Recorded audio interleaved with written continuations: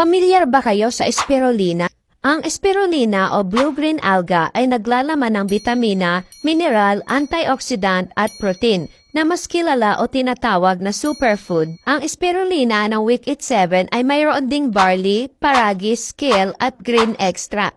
Kaya mas marami ang nutritional content nito. O sa madaling salita ay 4-in-1 nutritional effect. Napakadali lang nito i-prepare, save lang din sa iniinom kong barley ng Week 7. Pamilyar ba kayo sa spirulina? Ang spirulina o blue-green alga ay naglalaman ng bitamina, mineral, antioxidant at protein na mas kilala o tinatawag na superfood. Ang spirulina ng Week 7 ay mayroon ding barley, paragis, kale at green extract.